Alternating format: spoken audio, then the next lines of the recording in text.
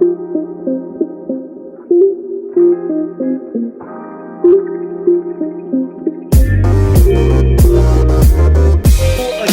ladies and gentlemen, of the Bruin Bible today.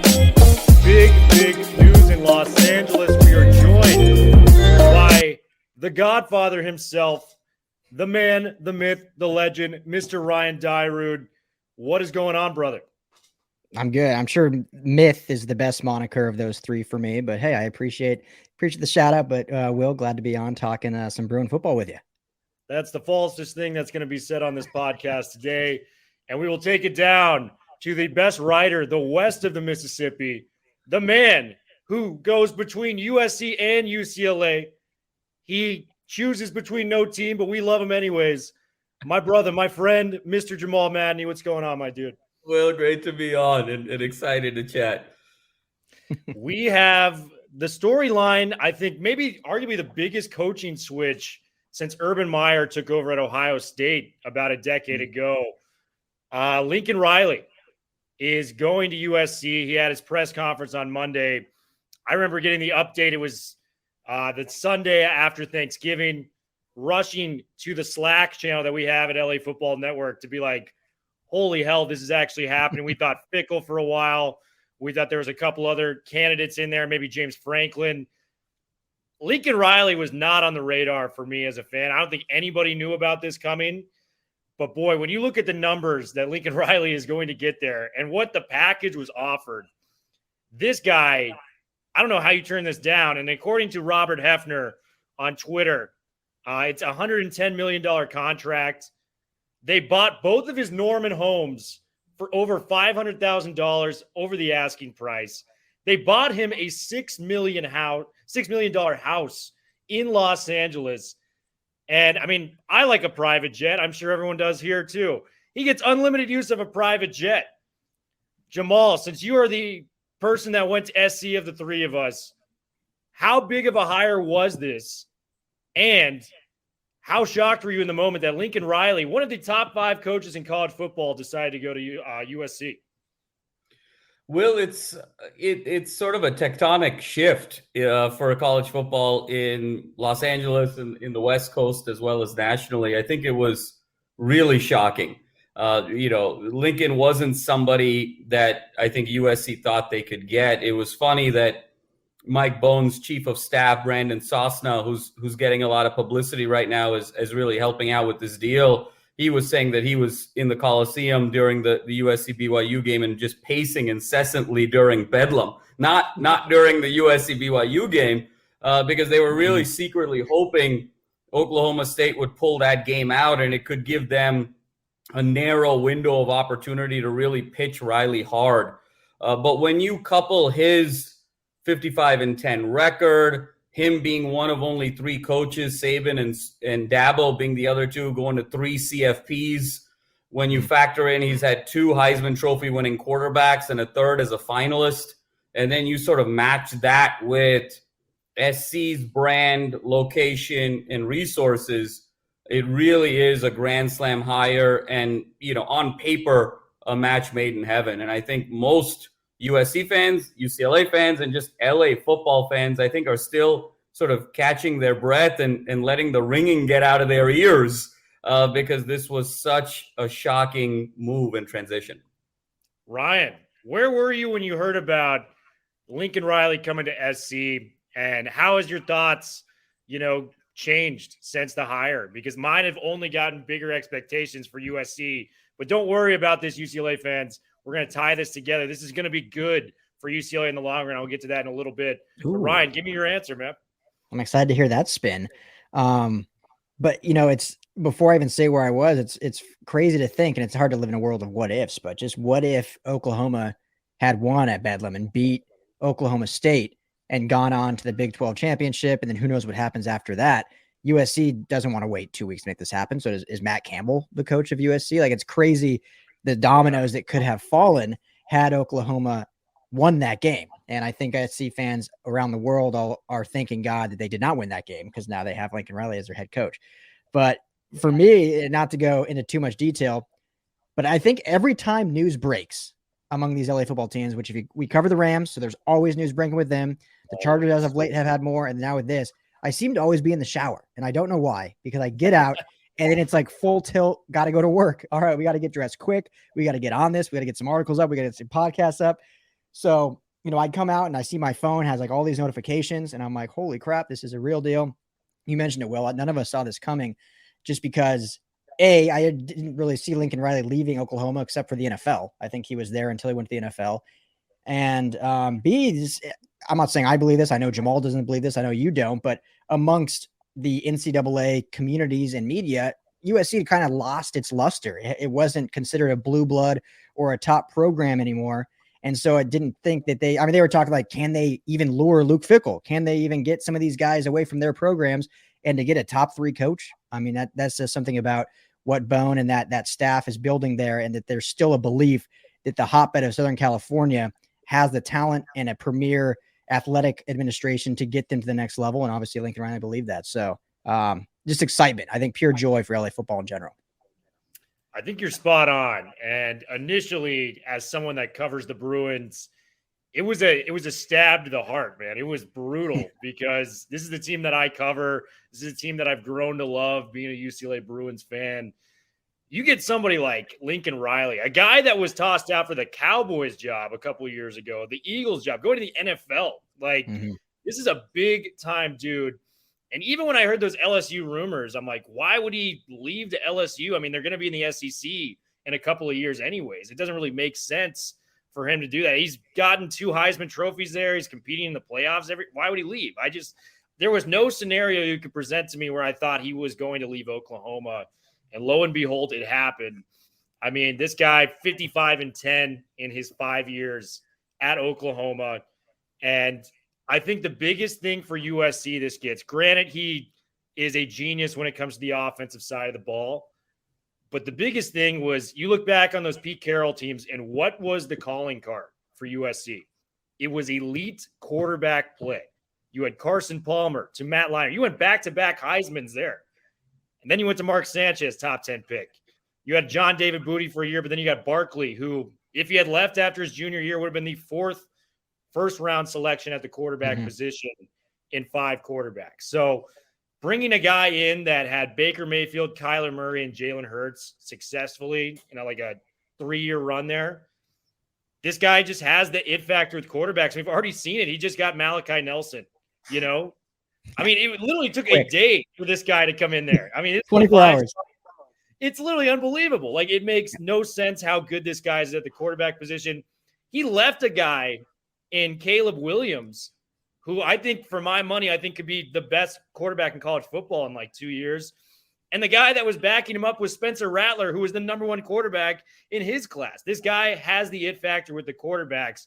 And if you have a good quarterback in college football, that is the easiest way to get to a path of success. So Lincoln Riley is there. I know UCLA fans, this is hurting you to say, but I got a good way to spin on this. I've thought it over. I think this is going to be good for the program. In the good words of Austin Powers, Chip Kelly got his mojo back this year. 9 wins with a bowl win if we can get it done. 8 wins in the regular season. The offense looks like it's the best it's ever looked with him at Westwood. I have no doubts, even if Charbonnet leaves, even if Britton Brown leaves, which both are likely to go. Brown, I think, is already going to be gone, but Charbonnet has a chance to come back. That the run game will be fine. The offense will be able to move the sticks. This rivalry, moving forward with 2 offensive geniuses in Chip Kelly and Lincoln Riley, are you kidding me? This is going to be something straight out of a Hollywood script. UCLA put up 62 in the Coliseum in the UCLA USC game. I foresee this being just absolute shootouts for years, and it's going to be the nationally televised game. People are going to have to choose between which side they're going to want to go to. And if Chip does what he's supposed to do, keep the offense rolling, granted, they've got to make some, changes on the defensive side of the football. We just lost the defensive line coach heading over to University of Arizona, being the new defensive coordinator. But if they fix the defense, with Chip's offense continuing to kind of go the trajectory it's going, this is going to be one of the best rivalries, not only in the Pac-12, but in college football, period. Ryan, do you agree with that statement? Oh, 100%. I remember tweeting out during the Michigan-Ohio State game last weekend, like, man, when can we get this back with USC and UCLA? Like, we haven't had this in many years. You know, you could argue all the way long before, but I mean, I think you can make the argument during the Pete Carroll era, there were some good UCLA teams that competed too. But now I think we have that back. I think it'll get back here just with the arrival of Lincoln Riley and, you know, our good friend Corey Paz. I haven't talked to him since the hire, but I've talked to him many times just about the rivalry in general. And he says, he's like, I want USC to be the second best team in the nation. UCLA being first, obviously, who's he wants. He's like, this is better for UCLA if USC is good. If they're not good, then we get less prospects. People don't like us as much. It's better for us. And you want to beat the best. Obviously, that's why you play the game. So I think this, you know, overall, it's hard football wise for UCLA because obviously the talent pool that USC is going to pull now, the recruits they're going to get. But I think it puts UCLA back in kind of the limelight because now they are the rival to USC, whereas before the rivalry almost dissipated nationally. So they can get that back. So their biggest thing is going to be, you know, taking care of that defense, like you said. And the one bummer, Will, if I can say anything pessimistic, and I usually try not to, but it is unfortunate now looking back at this last almost 2 decades and the opportunity UCLA had to really seize LA and the Pac-12 with USC being so down for those years, because that's now over. USC is no longer going to be down. It might take them a year to get back to where they were back in the early 2000s, but within a year they'll be contending for, you know, college football playoffs. So that's the one bummer is UCLA missed their window, but I think this is good. I think Chip Kelly's the man for the job. Fix that defense, keep the offense rolling, and, you know, come rivalry week, that Victory Bell matchup is going to be so much fun for these next 5, 10, whatever, however many years it's going to be. And before I get to Jamal, you know, we had some years where it looked like it was going to be there. You know, Jim Mora was a very good coach. Brett Hundley may have had one of the best freshman years as a quarterback in the history of the Pac-12. Like, you saw him that freshman year, like, oh, this guy's going to be a number one pick. Like, this guy's unbelievable. They had that very highly touted recruiting class with Josh Rosen, who at that time was the number one pro-style quarterback. Rosen definitely had some moments. You know, the Texas number one legend. Sorry, Will. Yeah. I think they had the number one recruiting class in the Pac-12 that year. Like, they were killing it in recruiting. We did. You know, Snoop Dogg's son was coming. There's a lot of big names in the fold. Rosen definitely had his moments. You know, it never was consistently what we thought it could be with him, unfortunately, but they never really took the hold of the city. But now, I think there's a chance that UCLA can get back into these top 25, especially what we saw with Chip this year. And I'm going to make a huge proclamation, but I'm going to go down to my guy, Jamal. What do you think this means for the rivalry? Because I think this is only great things for UCLA as well as USC. Yeah, Will, and you guys brought up so many great points of, you know, the window of opportunity for UCLA, what it means for USC recruiting and so forth. I'll add an additional spin. I think every sport needs a villain. And I think that there's sort of a natural villain role that SC plays. That's kind of SC's ethos a little bit on the West Coast. They embrace that. They embrace the swag. They embrace kind of the hate in much the same way those Miami teams did, in much the same way Ohio State does in the Midwest.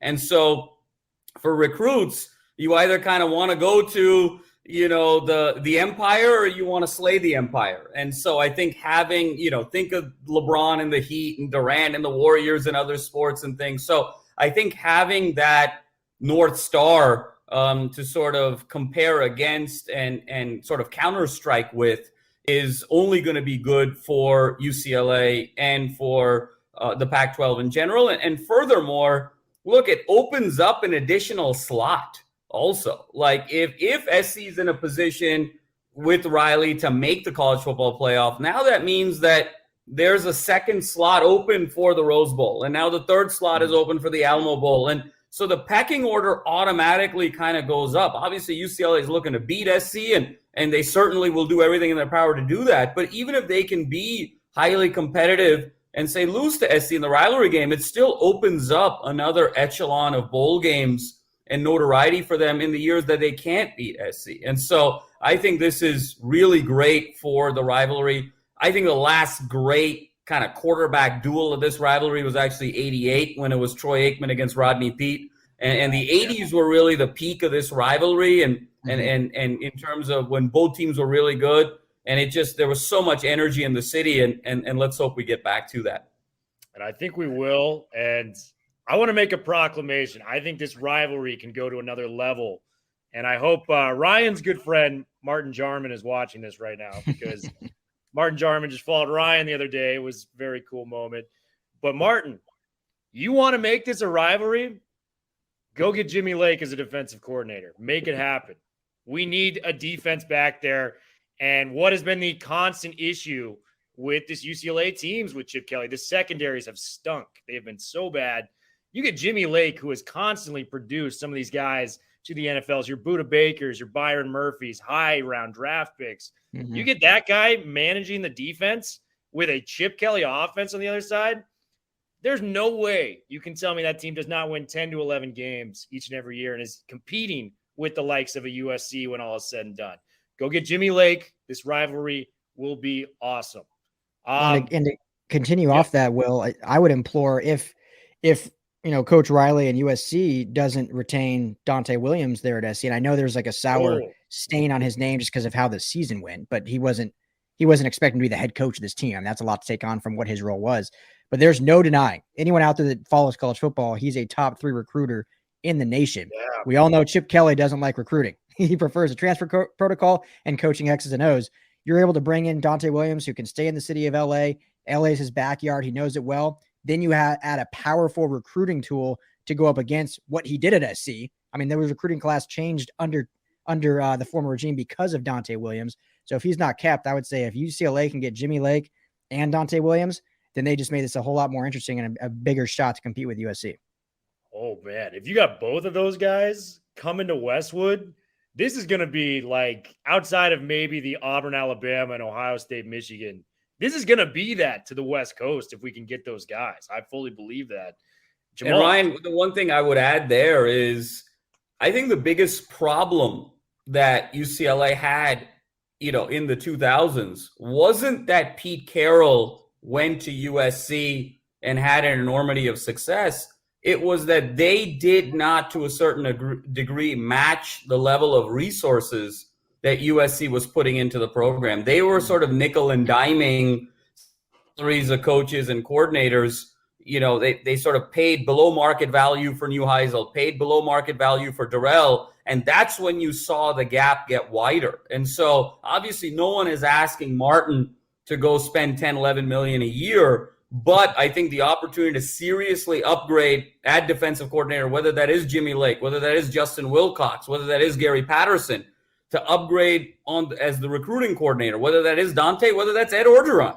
I think there's opportunity. I mean, can you imagine Orgeron with his thick Cajun voice, with the SC stories of Reggie Bush, that LSU championship ring, and some self-deprecating humor about sissy blue shirts? What recruit's going to say no to that?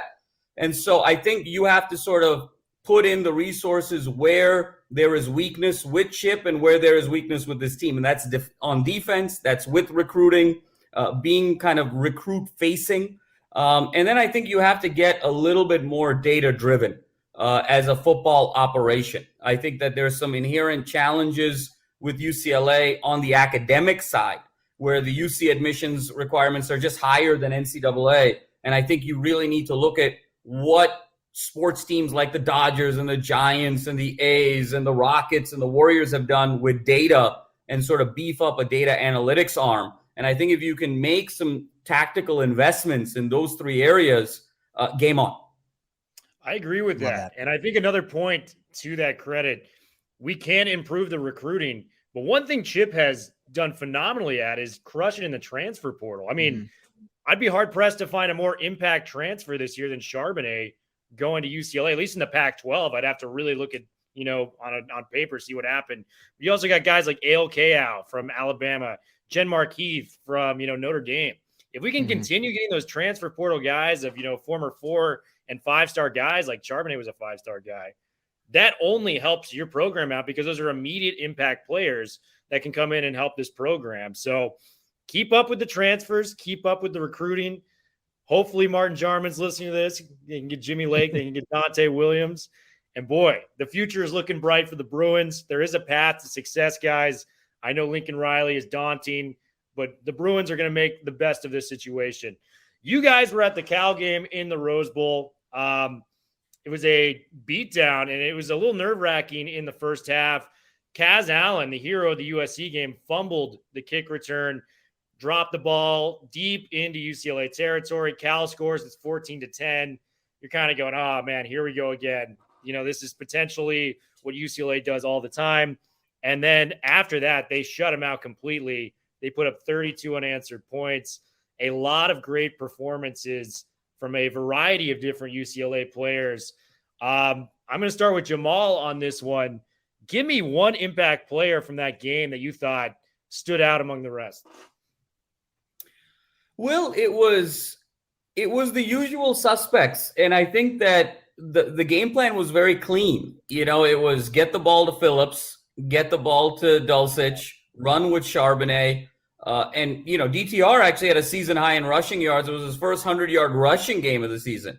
DTR had 19 completions that went to 4 guys. Charbonnet had 6 catches out of the flat. Dulcich had 6. Phillips had 6. And they had a quick little jet sweep to Kaz Allen for 1. That was 19 completions across only 4 guys. So it was a very simplified offense and really letting the key playmakers get the ball and understanding that, look, we don't really need to do a lot of gimmicky things or overly creative things. As long as we play our game plan, we're a better football team than Cal and we eliminate the mistakes. And that's what they did. And it was a very solid effort and very impressive to see UCLA have such a comprehensive effort after the big USC win. It was statistically their best performance of the season defensively, only holding Cal to 217 yards. And really, outside of that one drive that Cal had where Garber sort of dropped the ball into Nico Remigio on a 3rd and 13 for 26 yards and triple coverage, and Cal was able to sort of convert that to a touchdown. And then the Kaz Allen muff where Cal only needs to go 13 yards for a touchdown. I mean, the Bruins pitched a shutout all the way till the end. The last drive of the game for Cal, deep into garbage time. It's at the 1-yard line, 4th and goal at the 1, and UCLA, had the intensity of a team that was putting a goal line stand together to win the Rose Bowl. So it was really, really thorough across the board and letting the key guys play, and it was very impressive all around. Ryan, who stood out to you in this game? Because, like Jamal said, you could pick a variety of different guys that really lit it up for the Bruins. It may have been the most complete Pac-12 game for them all year long. Who did you see that stood out to you from UCLA? Yeah, Jamal shouted out a lot of good ones, and I'll kind of highlight the defense who he mentioned. Played their best game statistically of the season, and really made a statement on saying, I know we're the Achilles heel of this team, but we can play ball too. And I'll talk about not the Lake we talked about earlier, but Quentin Lake on this secondary. And I know the secondary has been not good this year, to put it lightly. They've given up a lot of yards, a lot of chunk plays, a lot of splash plays in inopportune times. But today I thought, or not today, but last game against Cal, they played very well. And Quentin Lake, I thought, had a very good game. He's been with the team a long time. Him and Quantrez Knight, who was another transfer. Yeah. I think it's a really key transfer for this team this season. I thought put out great performances, and they're kind of the heartbeat of this defense, at least on the secondary. So really like what I saw at Lake. It was great to see on senior night them go out and ball out and have their best game this season. And who knows what happens in the future, whether some guys can remain eligible and come back with the new COVID rules, or if they decide to kind of take their chances and make it to the NFL level. So, but yeah, Quentin Lake was a guy that I thought had a really good game, really good showing. Defense showed up and showed out. I mean, 4 sacks from the defense pressuring. Jay Shaw had a phenomenal game too. He broke up that 3rd down early in the first half to kind of give UCLA some momentum. Then he had that big interception near the red zone, kind of took it away from Cal. Jay Shaw is a guy that's been picked on a lot this past couple of years. It was good to see him have a moment in Westwood for UCLA. And then, Quentin Lake, Ryan, we've talked about him a lot. This guy is a future pro. And I think if he can go to the combine and maybe put up some solid numbers, there's no reason he shouldn't be a 3rd or 4th round pick in my eyes, because I think the potential is there. This guy is a big game player. He's in the 2 USC games the last 2 years. He has really stood out. He stood out in the LSU game this year against some of the more premier wide receiver talents in all of the country. I've got a couple stats for you guys. If that was DTR's final game as a Bruin in the Rose Bowl, what a way to close it. 19 of 28 through the air, 164 yards, 3 touchdowns, no picks. And like Jamal said, 13 carries, 102 yards. He played that game about as perfectly as you can play the quarterback position. He looked totally in control. We didn't see those interceptions we saw a week ago like we did with USC, kind of the ill-advised throws. He wasn't pressuring anything. And the one throw he put on our hands of the man, the myth, the legend, also Greg Dulcich, the over-the-shoulder grab in the end zone. I mean, that is one of the better throws you'll see all season long. Dulcich, our guy, 6 catches, 86 yards, and a touchdown. Kyle Phillips. I mean, we made the case last episode that this guy might be the team MVP this year. I mean, he always stepped up in huge moments for them. 2 touchdowns again in this game. He has 10 on the season. Kyle Phillips, absolute stud. And, Charbonnet, the big transfer, 106 yards on the ground and a touchdown. And he's doing this with Britton Brown still out due to injury. So Charbonnet's been a boss. Guys, we are real quick. Yeah. Before you move on, because I want to throw a question to you real quick. Sorry, I always like to interject. I know it's your show, but DTR these last 4 weeks has been phenomenal. I think he's been the quarterback we all hope to see throughout his tenure. And part of that is using his athleticism, using his legs. He's all of a sudden turned into a dual threat quarterback when the first 3 years of his career, he never did. And it never made sense to me. Will, I'm going to toss to you. Do you know why? I mean, tell me why. Was it a coaching thing? Was it him trying to prove he could be a pocket passer? Was it poor awareness? Because now we're to see him going out and play. And when he opens things up with his legs, it opens things up with his arm. And he's shown how accurate he can be and how talented as a thrower he can be that we haven't seen for 3 years. I think he finally realized that he is a quarterback. And I mean that in a sense where he's taken a step up this year in leadership. And after that Stanford game, and I know UCLA still had some moments where they, struggled or, had halves where they didn't play well. The University of Arizona and Colorado games are perfect examples of that. But that Stanford game, when he came back in with that shoulder injury, he became a leader. And he just went out there, like you said, and he started playing football instead of overthinking things. And boy, I mean, the game at the Coliseum, you could not have a worse start than that. 2 passes, 2 interceptions on the road against your rival in the LA Coliseum. It doesn't get worse than that. And then you just see him flip the script. He has a near perfect game after that, follows it up with this. I think it's confidence matched with leadership and just understanding Chip's offense. And, Chip has had full belief in this guy this whole year. I mean, I came on here at times and saying, maybe we should give Garbers a chance, open up the pass a little bit more. We have the talented receivers. But, man, DTR has been the guy, and I know he does technically have 1 year left of eligibility if he did want to come back. On a scale of 0 to 100%, I'm going to go to Jamal and then Ryan on this one.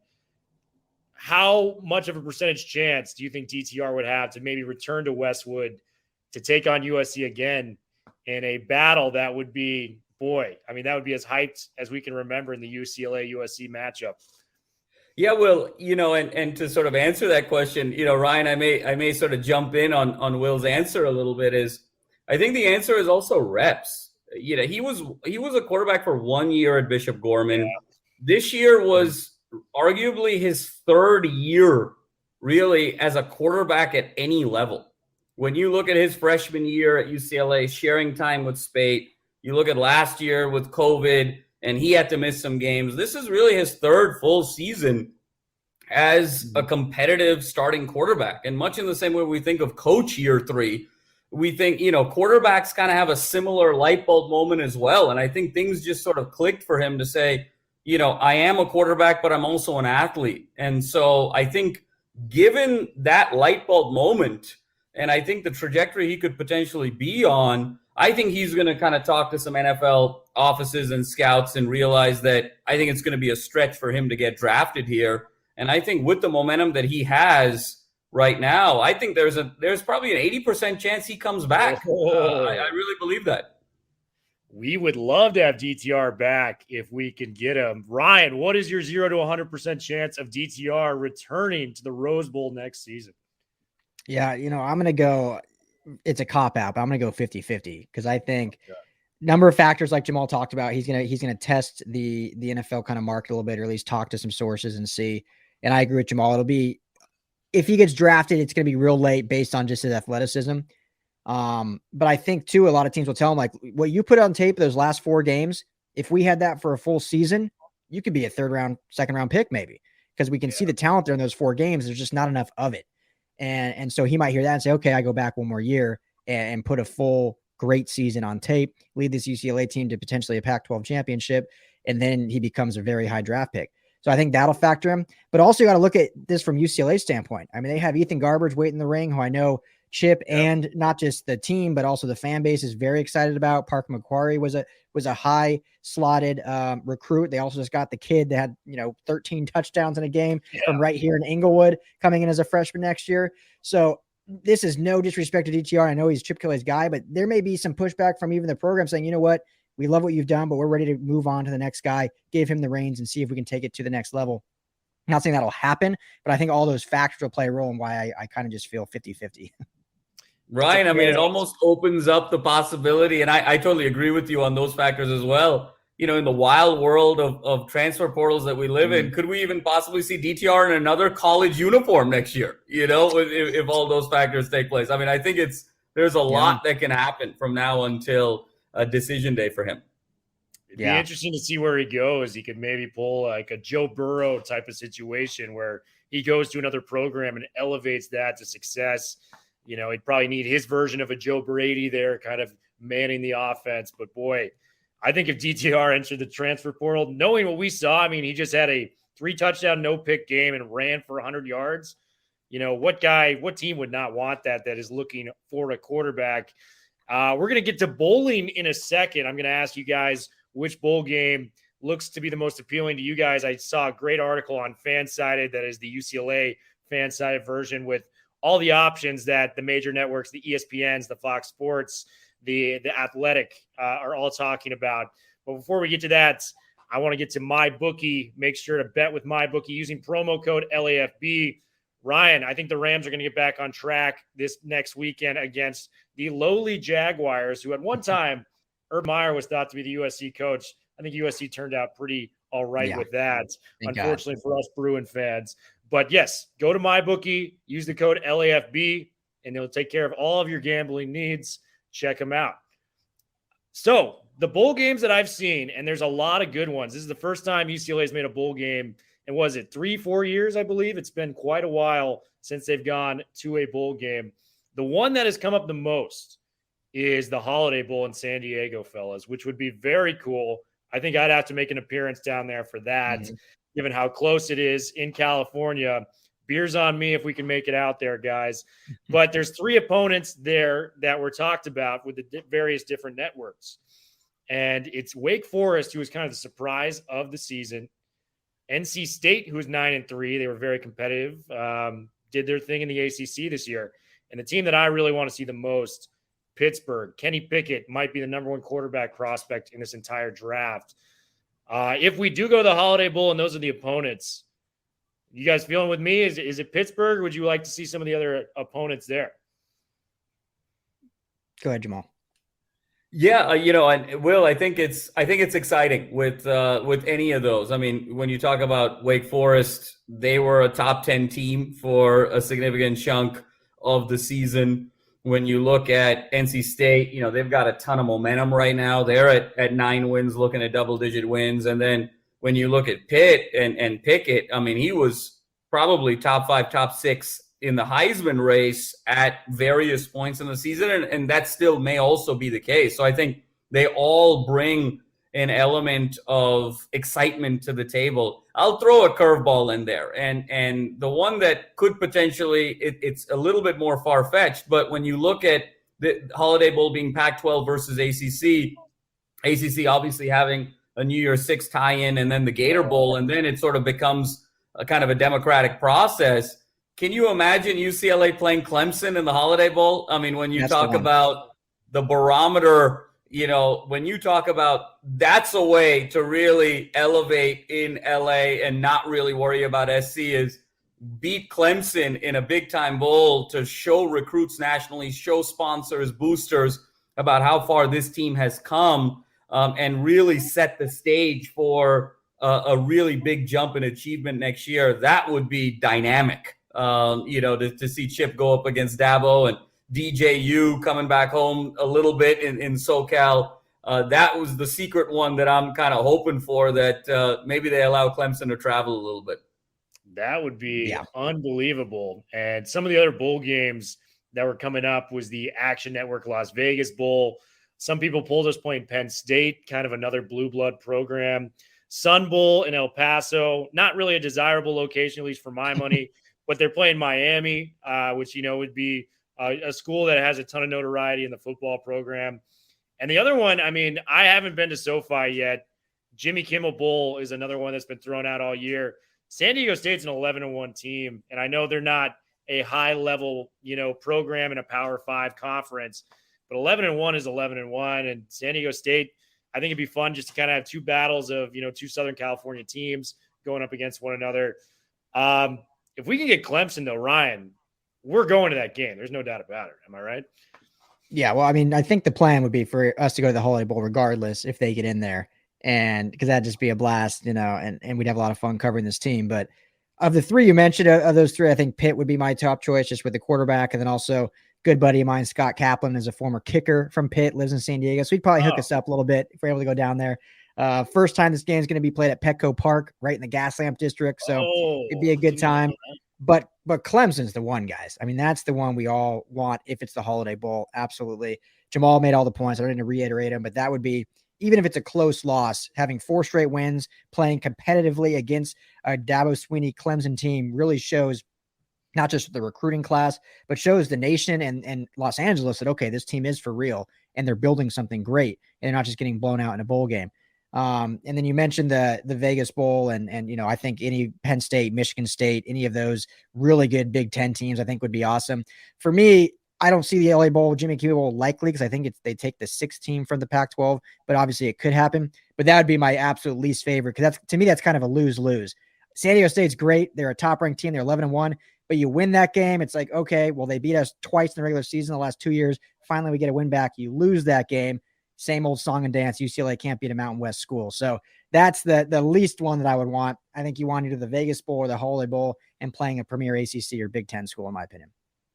Great points. I think my top 3, obviously Clemson would be number 1, just given Dabo's, rank within the college football world, the talent that team has. Brett Venables, defensive coordinator for Clemson, phenomenal talent.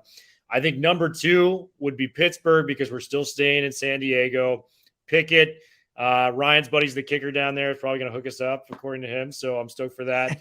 And then the third one I got to go Penn State just because that's a big time program. You do it in Vegas. That's a cool event. It sounds like it's going to be close to New Year's Eve. New Year's Eve in Vegas. That's pretty special stuff there too. Nice and cheap out there. Yeah. It's going to be pricey, but we got to go see our Bruins one way or another. I'll probably be making the trek out there if I can.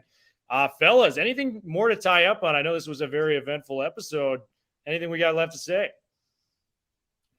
No, I think it's just a great time right now for LA football and college football specifically, coming off this a good year for UCLA. I know there's still some fans out there that wanted more, and I get that, but this is the best we've seen these Bruins play in a long time, and they're really building something, not just X's and O's, but also culturally, I think, in that building. And then with the Lincoln Riley hire and it becomes an arm race here in LA, which just makes it so much fun for especially us that cover these teams. And that's why I'm repping the Fountain Valley hat today. Because you got, it's recruiting season, baby. We're getting into recruiting season. National Recruiting Day is not far away. Let's see how many great recruits come to these great LA schools. So I'm just excited. I'm pumped to be involved in all of it. Pumped is right. Me too, Will. I think that there's a lot to be excited about as a UCLA Bruin fan. I think the bowl game is going to be a great showcase for how far this team potentially comes. If they can win that game, you look at the first 3 non-conference games of 2022, extremely winnable. You're looking at potentially 7 consecutive victories going into conference play next year with all of that momentum. And I think the other thing Bruin fans need to think about is, I think for the recruits, UCLA is going to be a place of stability. And they're building something, and I think they're building something enduring. And I think with Chip and the right defensive coordinator, the right recruiting organization, I think they're going to build something that's lasting. And while folks are a little bit worried about Lincoln Riley, I personally don't see Riley at USC very long. I think that ultimately he will go to the NFL. And inevitably, when Mike McCarthy blows up in smoke in Dallas, that's Riley's dream job, and that's Riley's dream destination. And whether that happens in 2 years, 3 years, 4 years, I think it's going to happen. And so there could be some really high peaks and some really low valleys with USC football. But I think if UCLA can build something that's enduring and lasting, ultimately that has its own cachet, its own appeal, and its own horsepower in Los Angeles football. Well, Jamal, I know we speak for the entire Bruins nation. We hope you're right. We hope Lincoln Riley leaves as soon as possible. What an episode, guys. Thanks for coming on. Bruin Bible, right?